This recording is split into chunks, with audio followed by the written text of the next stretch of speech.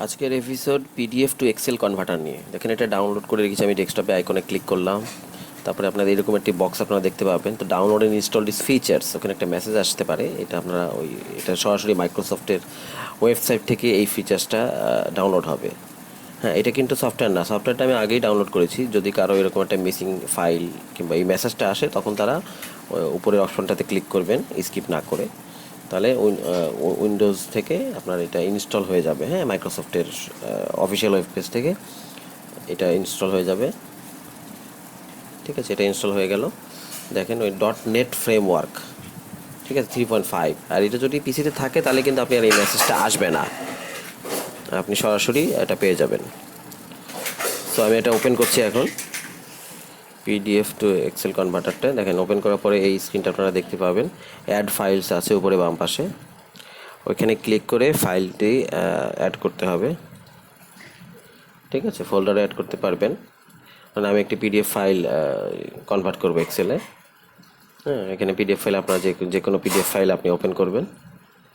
Open করার পর দেখেন স্ট্যাটাস বার আছে একটা, আপনি এটা কনভার্ট আর কি ওপেন করলেই এটা আপনার কনভার্টিং স্টার্ট হয়ে যাবে। ঠিক আছে, ওপেন করবেন। নিচে সবুজ বাটন আছে কনভার্ট সিলেক্টেড, সো ওখানে আমি ক্লিক করে দিচ্ছি। ঠিক আছে, আর সেভ, দেখেন এখানে কোথায় সেভ হবে কনভার্ট হওয়ার পরে সেটার অপশন আছে। যেখান থেকে পিডিএফ ফাইলটা নিলাম বাই ডিফল্ট সেখানেই এটা সেভ হবে। আপনি নিচে ইচ্ছা করলে কাস্টমাইজ করে নিতে পারেন।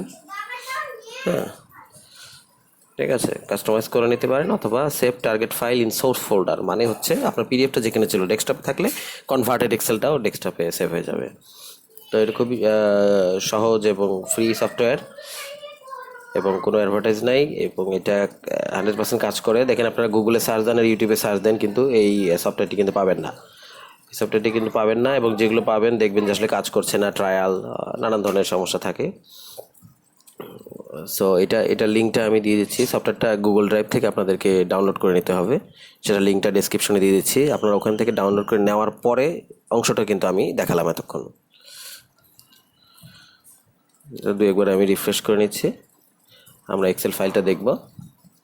দেখেন এখানে এই এক্সেল তৈরি হয়ে গেছে, কিন্তু ওডিসিসি লিস্টিং নামে এক্সেল তৈরি হয়ে গেছে। যেই নামে আপনার পিডিএফ ফাইলটা থাকবে ঠিক সেই নামে অটোমেটিকলি কিন্তু সোর্স ফোল্ডারে এক্সেলটা সেভ হয়ে যাবে। সো এরকম যদি একটা মেসেজ দেয় আপনারা ইয়েস করে দিবেন, ওটা কোনো সমস্যা না। ইয়েস করে আপনারা এক্সেলটা ওপেন করবেন। দেখেন এটা কনভার্ট হয়ে গেছে আমাদের।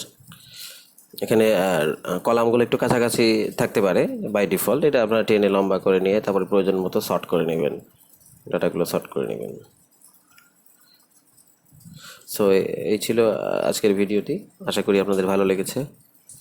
ভালো লাগলে চ্যানেলটি সাবস্ক্রাইব করবেন, অবশ্যই লাইক দিন, কমেন্ট করেন, শেয়ার করেন, কোনো সমস্যা হলে কমেন্ট করেন, আমি রিপ্লাই দেবো ইনশাআল্লাহ। সো সকলকে ধন্যবাদ জানিয়ে আজকের এপিসোড এখানেই শেষ করছি।